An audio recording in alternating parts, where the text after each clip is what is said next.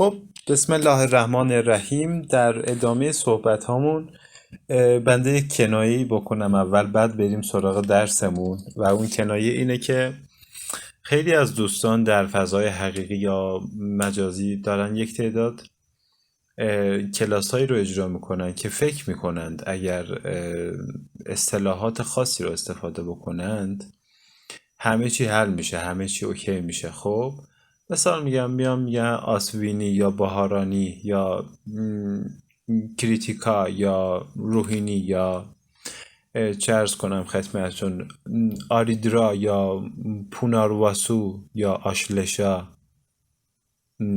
هاستا، چیتا، ویساکه ها یا جیشتا، مولا، سراوانا، دهان شتا.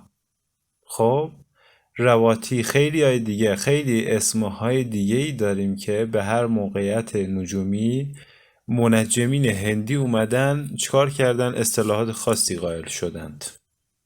خب که اینها پایه و اساس نداره.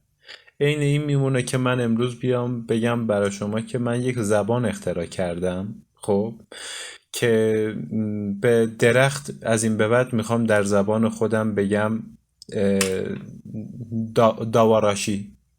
خب اینم یه زبانه.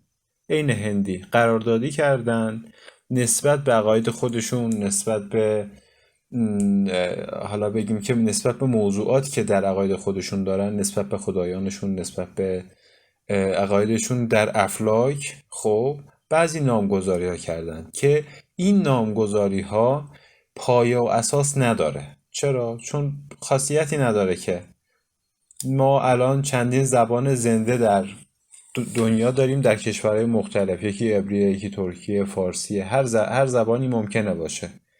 به یک شیء واحد هزاران اصطلاح ممکنه به کار ببرن، ولی مهم اصل ذات اون شیء که اون رو منحصرا معنادار میکنه.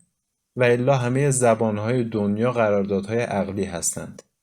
خب پس این که ما تو کلاسامون از اصطلاحات خاصی استفاده نمی کنیم دلیل بر این نیست که حالا اینجوری بگم که کلاسمون سطح علمیش پایینه یا خدایی نکرده دوستان سوء تفاهم پیش نیاد که آقای فلانی این موضوع رو نگفت یا این مباحث رو نگفت. خیلی داریم ساده‌گویی میکنیم که دوستان به قول معروف مطالب رو بهتر درک بکنند و در عین سادگی به شیرینی این علم برسن، به علم نجوم برسن که چقدر شیرینه و چقدر علمی تره نسبت به بقیه رشته ها.